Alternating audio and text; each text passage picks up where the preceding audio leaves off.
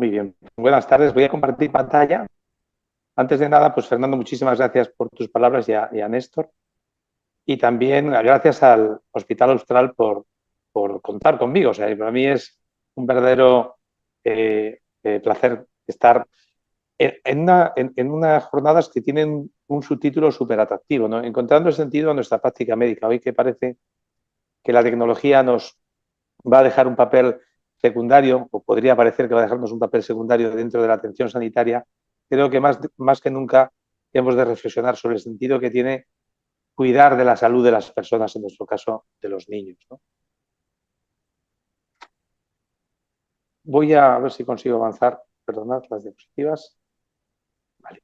Eh, el derecho a la salud es un derecho reconocido en los niños desde mediados del siglo pasado, desde los años 60, con la Declaración de los Derechos Humanos.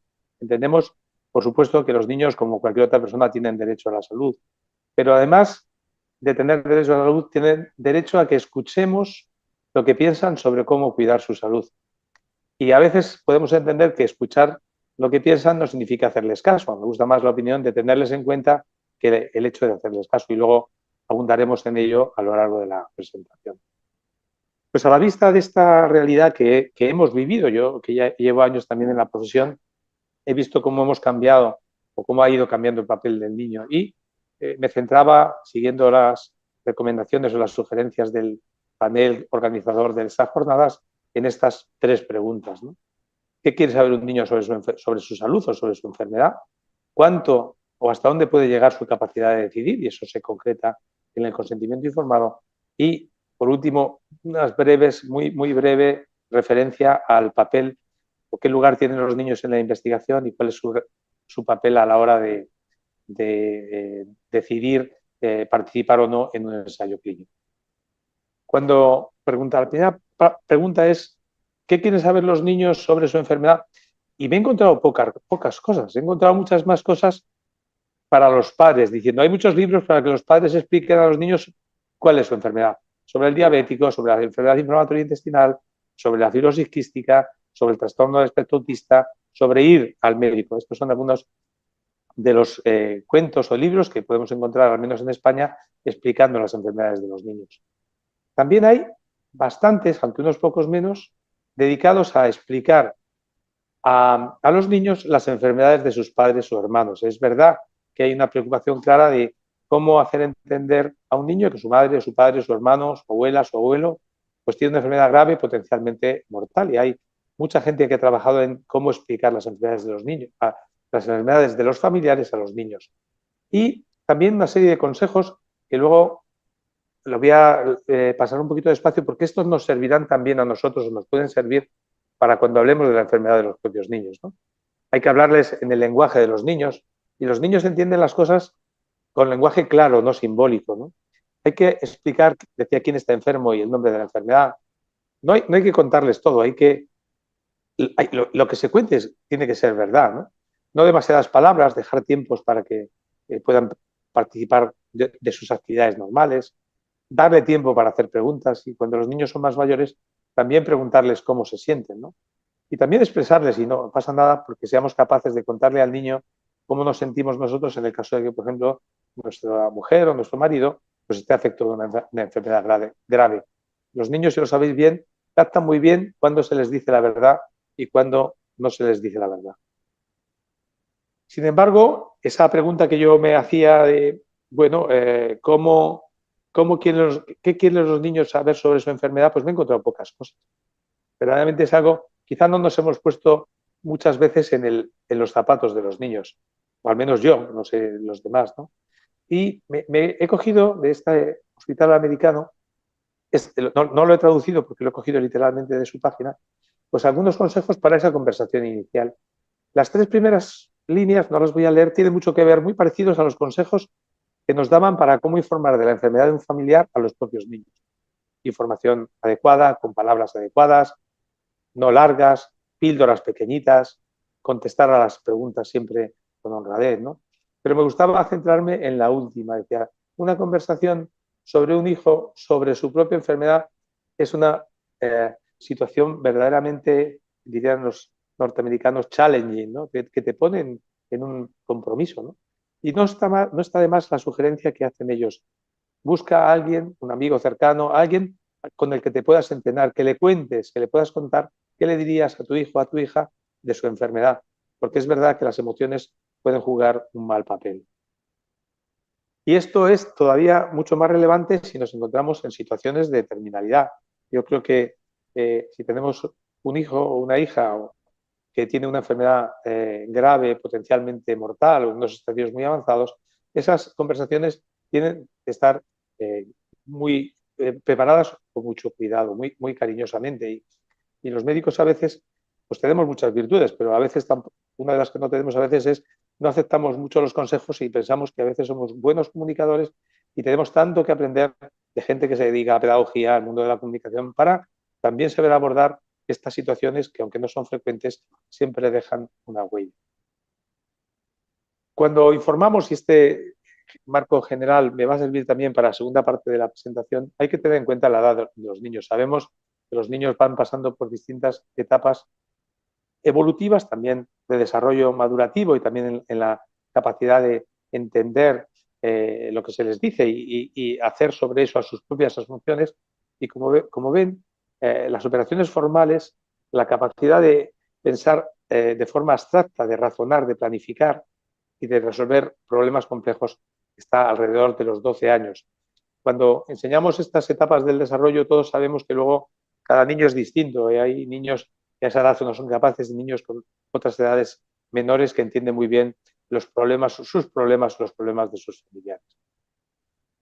La segunda pregunta que también me sugerían los organizadores responder es, bueno, ¿cuánto puede un menor decidir sobre su salud?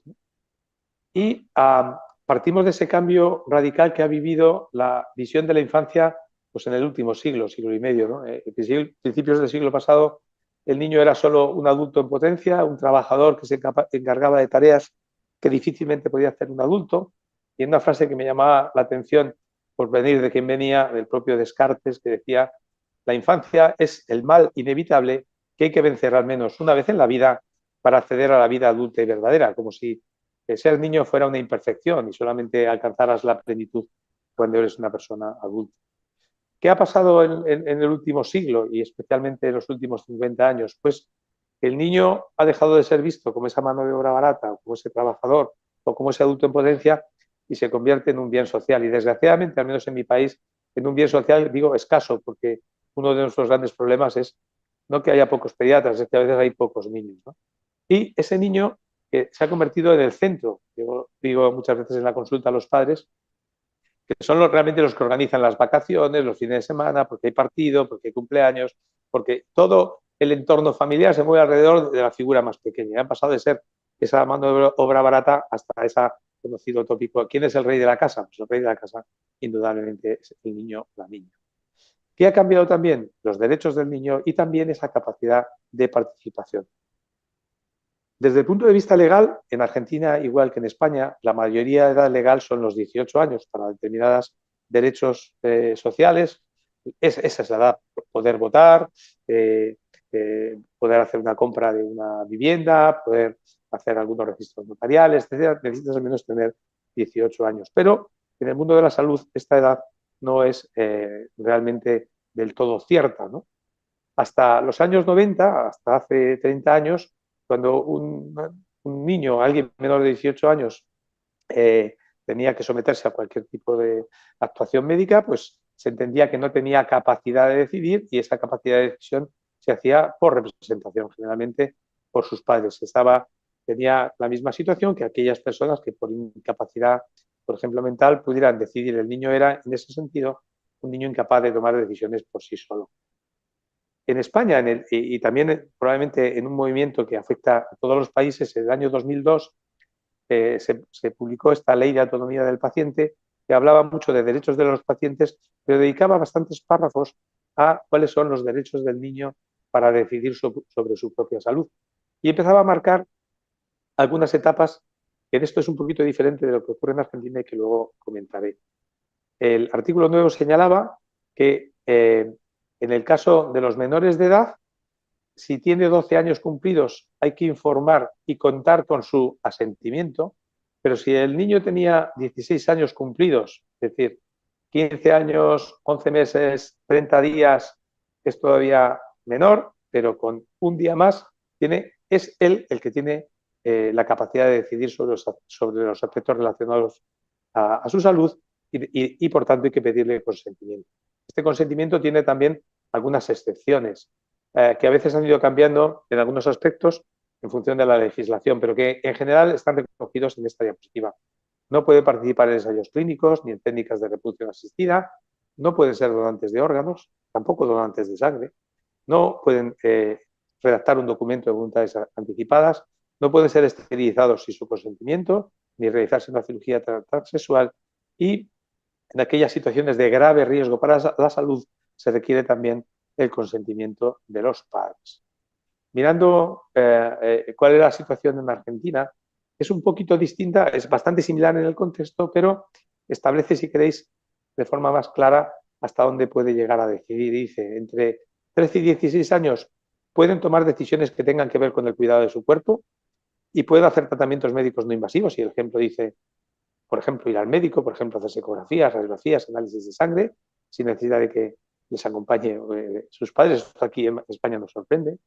Y por encima de los 16 hasta los 18, hasta la mayoría de edad legal, siguen teniendo decisiones, pueden tomar decisiones sobre el cuidado de su cuerpo, tatuajes, piercing, cirugías estéticas, pueden donar sangre, en España no pueden donar sangre, pero todo aquello que va más allá del cuidado del cuerpo necesita tener autorización de su padre o de su madre, por ejemplo, una cirugía estética no repara. Independientemente de que un menor de edad tenga capacidad para decidir sobre su salud, hay otros derechos del menor en este ámbito de la salud que se comparten también con cualquier persona, cualquier individuo adulto. Todos los niños tienen derecho a la intimidad, es decir, a que se respete ese ámbito privado que no debe ser puesto en conocimiento de otros por el hecho de que nos lo revele en el ejercicio de nuestra profesión. Y del derecho a la intimidad surge la obligación de confidencialidad.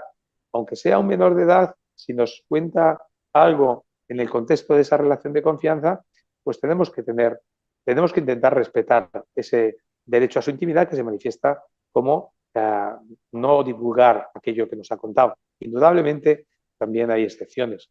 Cuando hay riesgo para terceros o cuando hay riesgo grave para la propia salud de un menor, si un menor nos dice que tiene intenciones suicidas y que aunque nos diga que no se lo quiere contar a sus padres, nosotros tenemos obligación de hacerlo.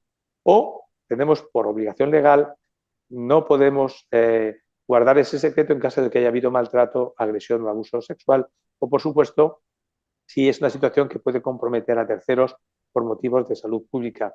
Pero aunque tengamos que saltarnos esa excepción de la confidencialidad, lo haremos al menor número de personas que se deba hacer, informando al menor. Yo, que soy tu pediatra, tengo obligación de decirle a tus padres esto que me has dicho. Yo preferiría que se lo contaras tú. Pero si no te ves capaz o si quieres que yo te acompañe, cuenta conmigo. Pero igualmente hemos de hacerle saber que no podemos, por su bien, quedarnos ese dato que nos ha facilitado dentro de la asistencia sanitaria. Dentro de este capítulo que veíamos que ponía como las líneas 16 años o 18 años, es mayoría de edad legal, mayoría de edad sanitaria, y entre los 12 y los 16 hay que escuchar al menor. ¿Qué significa escuchar al menor? Porque en los medios de comunicación hemos visto en los últimos años pues, noticias que no dejan de impactarnos como pediatras, ¿no? Muere una menor en Italia que rechazó quimioterapia con el consentimiento de sus padres, otro niño que rechaza quimioterapia, y dejo de lado el caso de los testigos de Jehová o el caso de esta niña británica que después de haber sido tratada de una leucemia y haber pasado por un trasplante de médula y haber hecho al final una miocardiopatía, no quiso que se hiciera un trasplante cardíaco porque pensaba que había sufrido mucho. Es decir, ¿hasta dónde llega un menor de edad en su capacidad de decisión? Ahí hemos dicho que por encima de los 16 años, salvo casos de gravedad, es el menor el que tiene la decisión. Y en ese periodo entre los 12 y los 16, pues hay distintas formas de enfocar el problema. Con un criterio objetivo, que es el que se emplea en España, es la edad, 12 y 16, y un criterio subjetivo que implica, vale, ¿cuánto ha entendido este menor sobre las repercusiones de aquello que le he planteado. ¿Por qué? Porque no todos los menores tienen la misma madurez, porque no solamente importa el conocimiento intelectual, sino también los factores emocionales, que en el caso del adolescente son prioritarios, ¿no? Y también sabemos que el adolescente, por su propia configuración, lucha contra lo establecido. Y los padres, la figura del padre, del profesor, del médico, es muchas veces el contrario, ¿no? Asumen fácilmente los riesgos. Y luego nos falta mucho también entender esas edades que se han fijado como límites, están muy pensadas casi siempre en la figura masculina, cuando probablemente haya que ser capaz de diferenciar cómo va la madurez de la mujer o cómo va la madurez de la niña y cómo va la madurez del niño. Y que tenemos que darle una vuelta importante a este aspecto también, a la hora de ver cuánto consideramos su opinión en las decisiones de salud. ¿Qué nos dice la neurociencia? Ahí tenemos una gran batalla. Entendemos ese derecho del niño a participar en la toma de decisiones, ese derecho que se reconoce incluso legalmente, pero la neurociencia nos dice, oye, el córtex prefrontal, donde se toman las decisiones y se valoran las repercusiones a largo plazo, no está completamente desarrollado, pero no solamente a los 16, hasta los 25, y algunos hasta muchos años después, ¿no? Que fundamentalmente el adolescente funciona con los sentimientos, con la zona temporal, con la amígdala, las emociones, la recompensa inmediata, el riesgo. Esas son las connotaciones propias del adolescente. ¿Cómo hacer un balance entre considerar su opinión y entendiendo que es un cerebro todavía en construcción?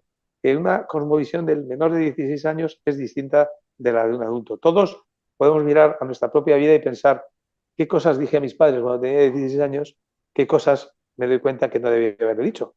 No es que estuviera mal, pero he entendido que las cosas son diferentes. Pues en el tema de salud también ocurre, ¿no?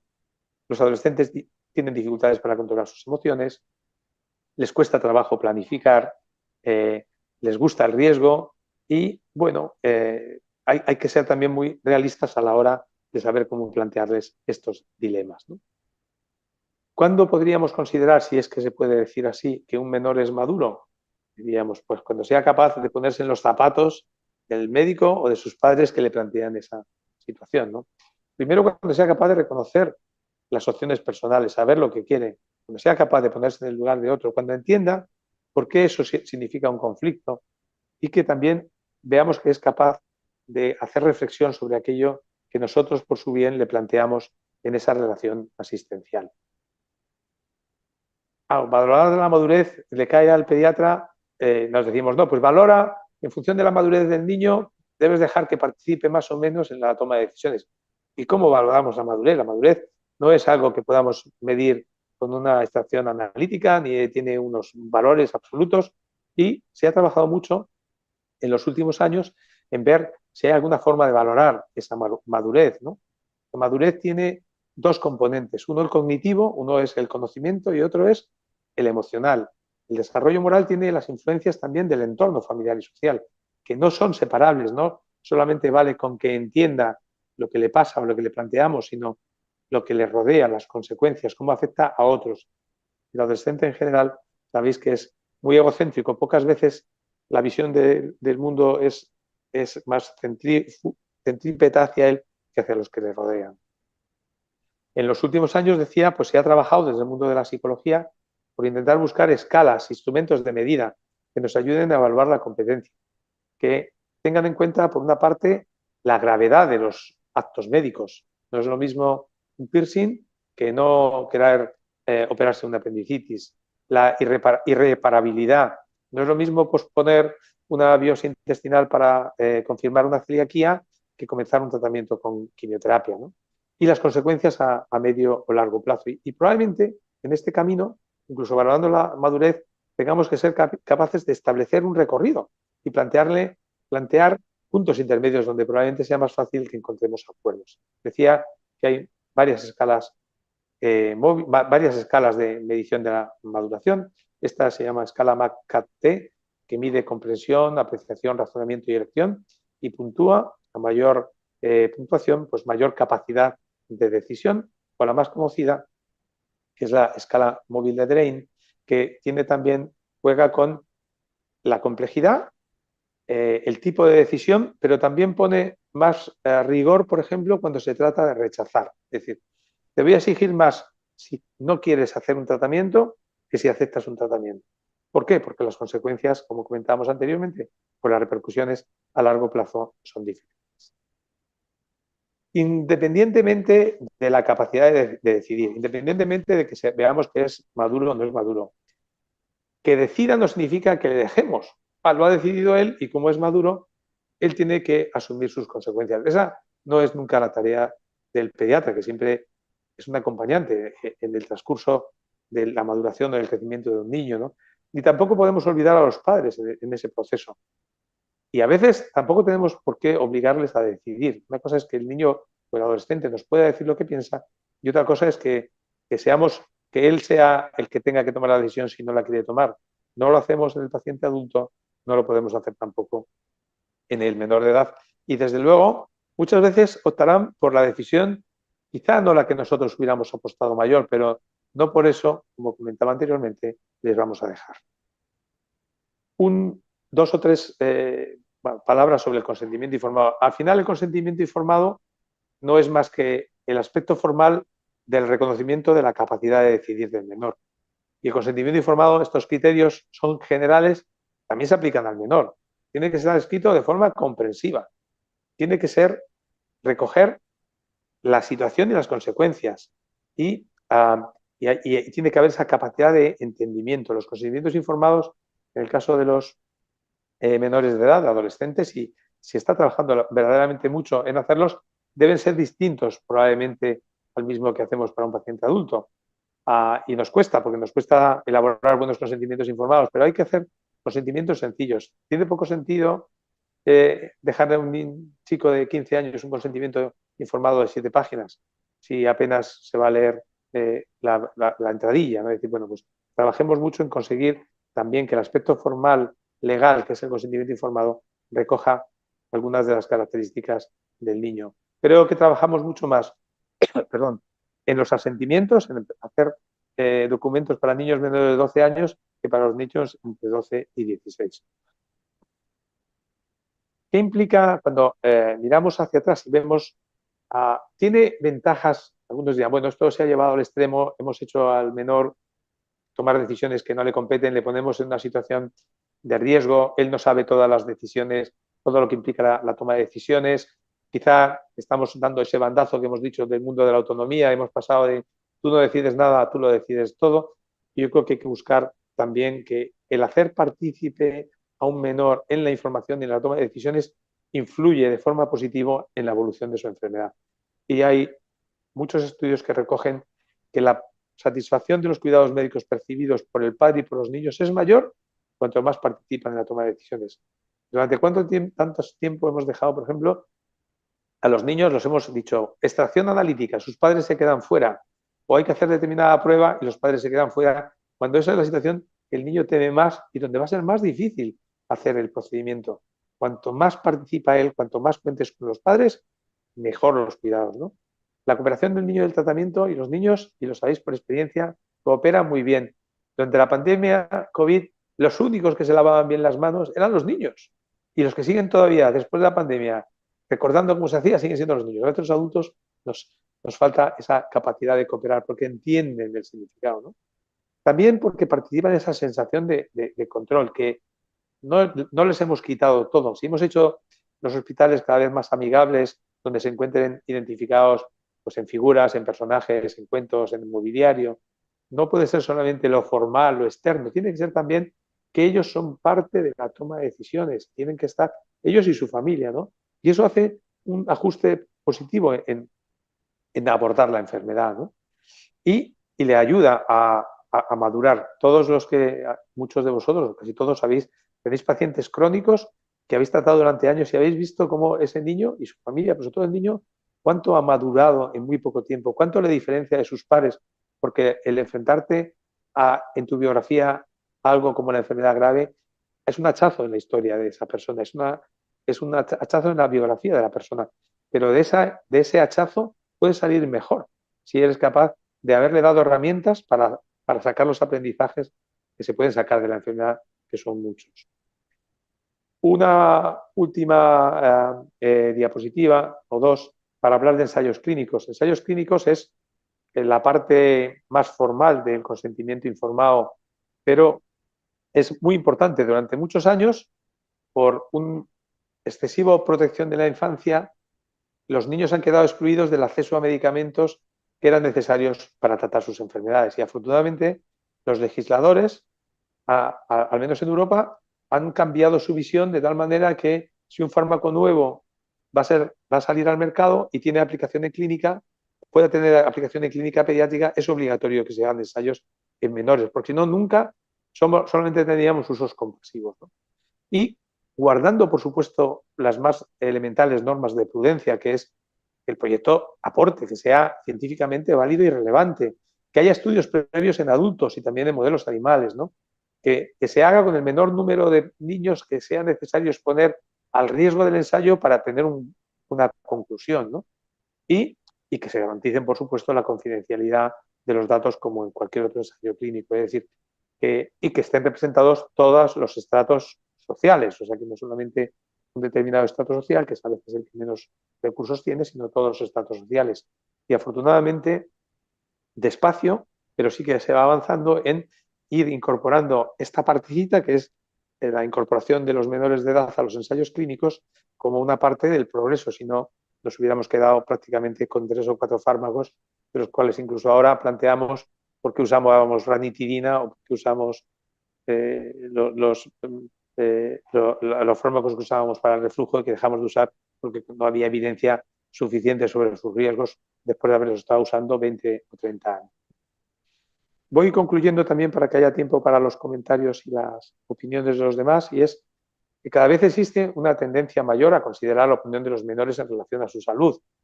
No solamente a su salud, ¿no? En otras, en el mundo de la justicia también, en situaciones de conflicto familiar, también los jueces, los fiscales cada vez tienen más en cuenta la consideración de la opinión del menor con respecto a cuál de los padres es con el que van a convivir, ¿no? También las leyes han ido recogiendo de forma positiva este reconocimiento, es decir, que ese derecho de los niños a participar en la toma de decisiones ya no solamente es algo a criterio del facultativo, del trabajador de la salud, es algo que nos marca y nos obliga a la ley, ¿no? Que existen distintas formas de valorar la competencia. Lo podemos hacer por el criterio objetivo de la edad, que es el que se ha hecho de alguna manera en España, y se puede ir por el criterio de la madurez, que se parece un poco más a la forma que en Argentina se plantea el grado de competencia de los menores de edad. La toma de decisiones en el menor de edad, independientemente de eso, es distinta porque es diferente su forma de plantear los problemas. Decíamos, su cosmovisión no tiene nada que ver. Tenemos que acercarnos a su cosmovisión para entender por qué toma una decisión que quizá, desde el punto de vista del adulto que le informa, es poco razonable, ¿no? Siempre considerar en el mejor interés del menor, y a veces el mejor interés del menor puede ser costoso para nosotros y para los padres, ¿no? Y también saliendo de esa batalla donde nos ha llevado la medicina de los últimos años a darle un peso demasiado excesivo a la autonomía personal, es decir, las personas y los niños y adolescentes más no son versos sueltos, no son ciudadanos que viven solos en el mundo, están en un entorno que es la familia, es su red social, no es sus amigos, sus hermanos, sus compañeros de colegio. Toda esa fortaleza que tiene esa red también la debemos usar cuando tenemos que plantear, por ejemplo, tratamientos si tenemos situaciones de conflicto con un menor. A veces el mejor aliado no es otro médico, a lo mejor es un amigo del niño, ¿no? O a lo mejor es ese tutor del colegio en el que tienen gran confianza, ¿no? O a lo mejor es el entrenador de fútbol que valoró cuánto de bueno era ese niño, esa preparadora de gimnasia que le dijo siempre cosas bien cuando las cosas no salían. Es decir, buscar siempre, como hemos hecho en medicina, los aliados. Y los aliados están muchas veces en el entorno, ¿no? Osler, que es uno de los padres de la medicina, dice o decía que nuestra profesión es la ciencia de la incertidumbre y el arte de la probabilidad, ¿no? Y cuando se trata de hablar de menores y adolescentes, nos movemos siempre en incertidumbre y en probabilidad, ¿no? Y además, incertidumbre y probabilidad cambiante. Hoy puede ser así y mañana puede ser del lado contrario. Es decir, bueno, ese también es el reto, jugar, saber cuánto de buenos somos nosotros para estar a la altura de ese reto, ese challenge, que significa dar pie al menor de edad a la hora de decidir. Y de nuevo, con un agradecimiento al Departamento de Pediatría de la Clínica Austral y a la Universidad Austral por haberme invitado, pues encantado de poder compartir con los panelistas y el resto de la sala todas las consideraciones. Muchas gracias.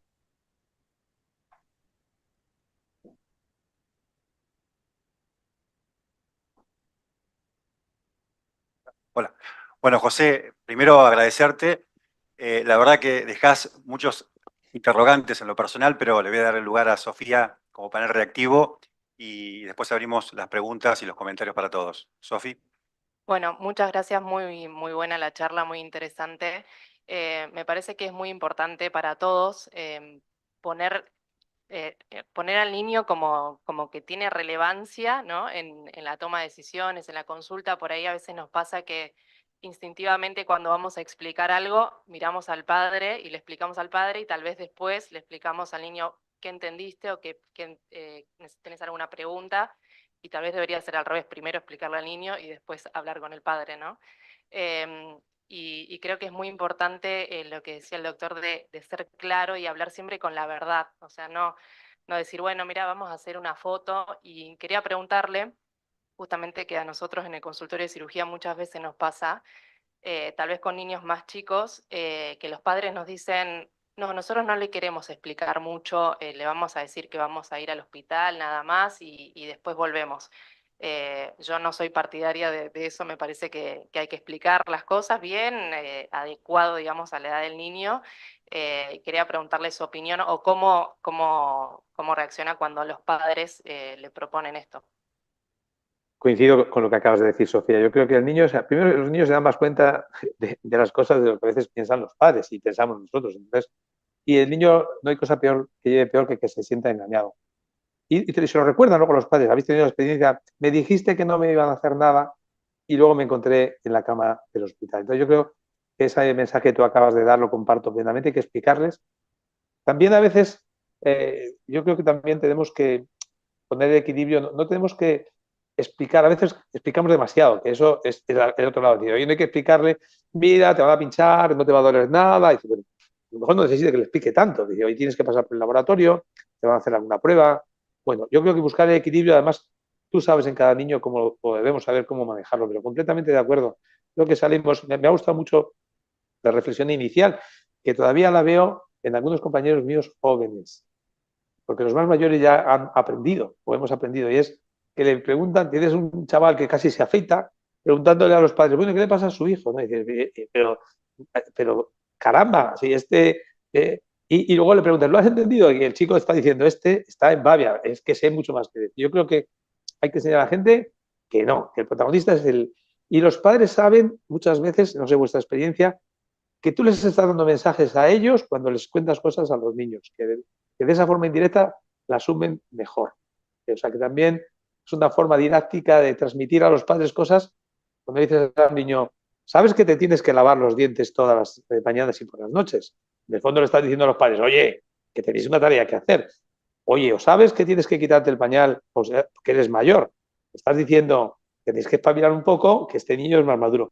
Yo creo que en eso, bueno, yo creo que en general la gente que trata con niños sí que tiene esa capacidad de percibir a pero coincido contigo, Sofía, no tengo mucho que añadir.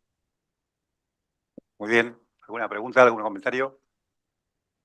José, yo una preguntita que me parece que es interesante y a los pediatras nos pasa, y me parece que por ahí podemos hacer un poquito de hincapié en el punto de esto de la madurez, tanto del niño y del adolescente, porque indudablemente sabemos que biológicamente el cerebro, como bien lo explicabas vos, a partir del desarrollo de su amígdala, hasta los 24, 25, a veces más, tenemos todavía un cerebro inmaduro y las tomas de decisiones pasan por el temperamento, no se ha conformado quizás todavía la personalidad, por emociones o por algo mucho más importante que es el entorno.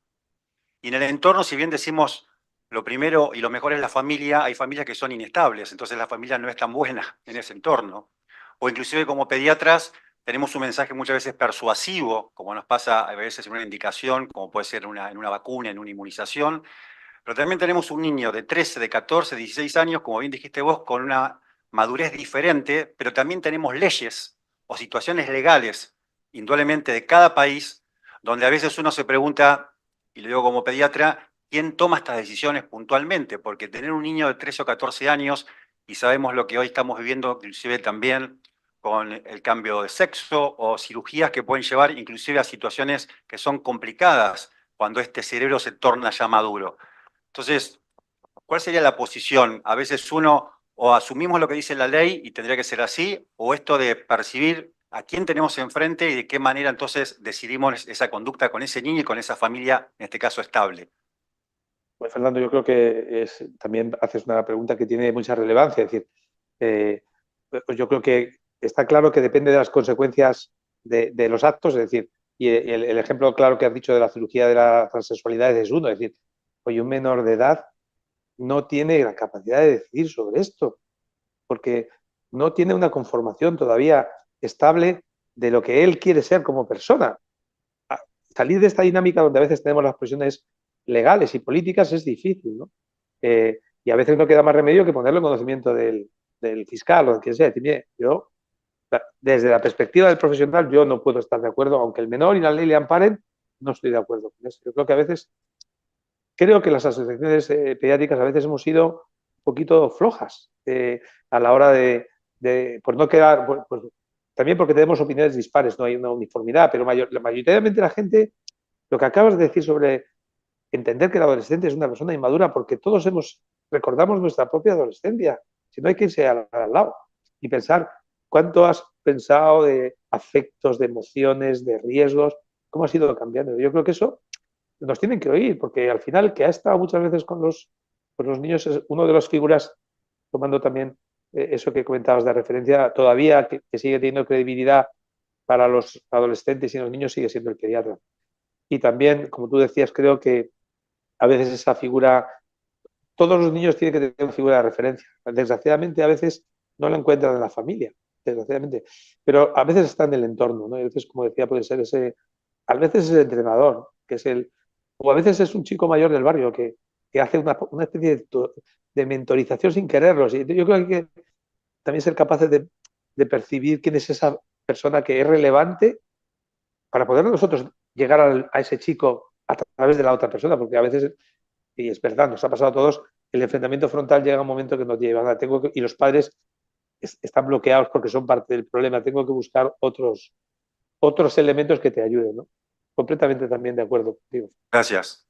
Gracias, José. Sí, indudablemente compartimos el mismo criterio. ¿Alguien más? ¿Algún comentario, Manuel? Hola, José Manuel, ¿cómo estás? Muy bien, Manuel, ¿qué tal? No, un poco sumándote y preguntándote un detalle, es que a mí me parece que nos han formado poco en habilidades en la comunicación, en poder comunicarnos adecuadamente con un niño a cualquier edad, depende de su maduración, y poder llegarle a transmitir lo que nosotros queremos transmitirle y que lo entienda, como también transmitir enfermedades o problemas al resto de la familia, a los hermanos mayores, que siempre es un tema que nos preocupa mucho cuando un niño está enfermo, el hermano mayor, ¿no? ¿Cuál es tu opinión en eso? Si en España tienen en las materias de la carrera habilidades en la comunicación o este tipo de que se pueden hacer simuladas con cámara Gesell y todo esto, que nos podría ayudar a las próximas generaciones de pediatras que no sufran lo que sufrimos nosotros. Muchas gracias, Manuel. Pensé que ibas a preguntar si quién iba a ganar la Champions, pero bueno, eso te lo contesto luego. No, no, tienes razón. Yo creo que sigue sin ser una disciplina que se enseñe, desde luego, en el currículum formal, ¿no? Algunas universidades, también nosotros en la Universidad de Navarra, o este tema preocupa, pues empieza a haber un core curriculum que se transmite en toda la carrera con una serie de temas que llamamos profesión médica o profesionalismo, donde también estos aspectos se cuidan y donde hay entornos simulados, como has dicho, o de role-playing, donde de alguna manera se pueda paliar esas deficiencias de la formación. Yo creo que sí que hay algunas herramientas. Estoy contigo todavía en esto que acabas de decir. Muy pocas veces invitamos a los hermanos a escuchar, pocas también en España.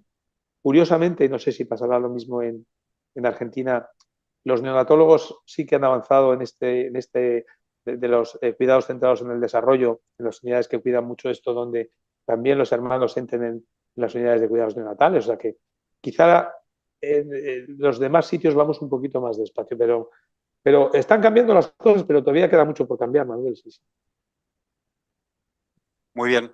Bueno, ¿alguien más? ¿Algún comentario? Pregunta. Un minuto. Un minuto o dos en el aire era, ¿no? ¿Alguien más? ¿No? Bueno, José, te despedimos desde acá. Oye, muchísimas gracias por la invitación. Yo me he sentido, como siempre, muy a gusto en vuestro país y en vuestro hospital. Y enhorabuena por las jornadas y a por ello. Nos vemos.